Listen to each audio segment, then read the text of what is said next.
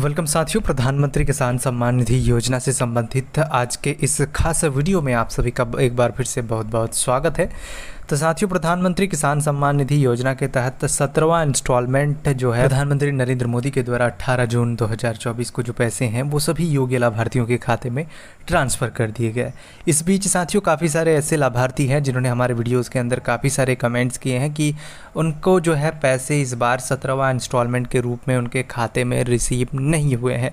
तो साथियों, इस वीडियो के अंदर हम लोग डिस्कशन करेंगे कि किस वजह से लाभार्थियों को इस बार जो पैसे ट्रांसफ़र किए गए हैं उसमें जो पैसे रिसीव नहीं हुए हैं उसमें कौन कौन से रीजंस हो सकते हैं जिसके वजह से उनके खाते में पैसे रिसीव नहीं हुए हैं।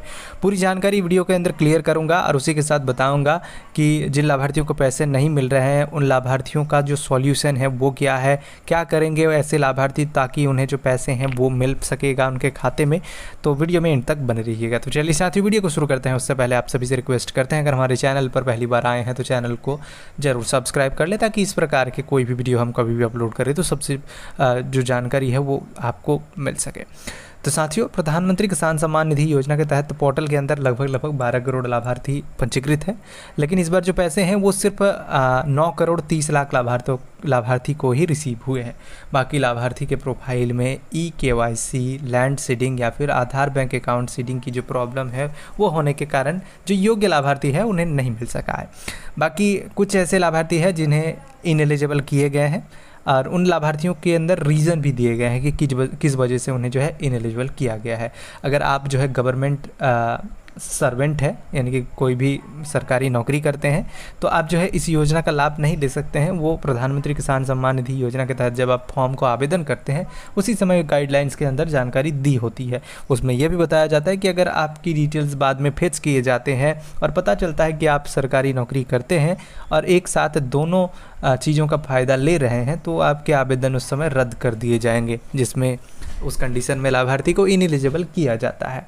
और दूसरी स्थिति होती है कि अगर कोई टैक्स पेयर होते हैं, यानी कि कोई बिजनेसमैन हो जो इनकम है वो अच्छे खासे करते हैं और जो टैक्स है वो इनकम टैक्स है वो भी पे करते हैं, तो उस स्थिति में जो लोग हैं वो इस योजना का लाभ नहीं ले सकेंगे, क्योंकि फुल्ली जो डिटेल्स है वो अपडेट किए गए हैं कि ये जो योजना है सिर्फ फार्मर्स के लिए है। तो सिर्फ जो किसान लाभार्थी है वही इस योजना का लाभ ले सकेंगे, वो पहले ही बताया गया है। और बाकी अगर आप आवेदन करके इस योजना का लाभ ले रहे हैं तो जिस स्थिति में आपको जांचा जाएगा, जांच की जाएगी, उस स्थिति में अगर आपके डिटेल्स पाया जाता है तो फिर आपको इनएलिजिबल किया जाएगा। तो हो सकता है कि आपको उस वजह से इनएलिजिबल किए गए हैं।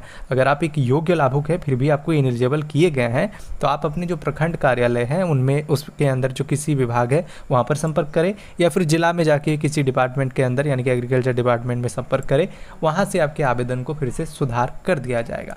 और एक जो अंतिम में एक और रीज़न आया है उसमें डिस्ट्रिक्ट स्टॉप जो है निकल कर आ रहा है। काफ़ी सारे लाभार्थी का स्टॉप लगाया गया है।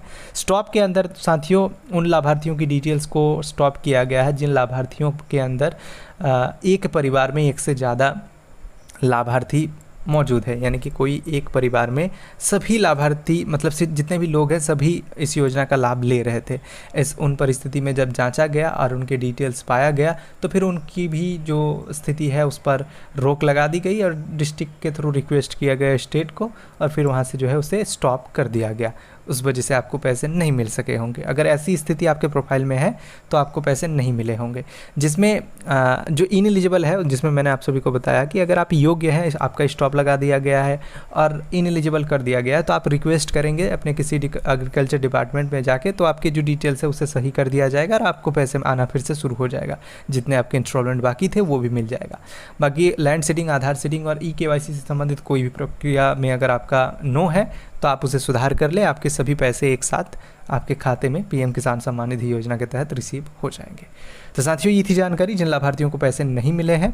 और अगर किसी लाभार्थी का सभी कुछ सही है फिर भी पैसे नहीं मिले हैं तो इंतज़ार कीजिए। अगर FTO प्रोसेस हुआ है तो इंतज़ार कीजिए, आपके खाते में पैसे आ जाएंगे। बाकी FTO प्रोसेस नहीं हुआ है तो मैंने जो वीडियो के अंदर डिटेल बताया है उन सब चीज़ों को फॉलो करें और दोस्तों इस योजना का लाभ प्राप्त करने में जो डिटेल्स है उसे सही कर लें। तो अगर जानकारी अच्छी लगी तो वीडियो को लाइक करें। इस प्रकार के और भी वीडियोस देखने के लिए हमारे चैनल को जरूर सब्सक्राइब करें। धन्यवाद।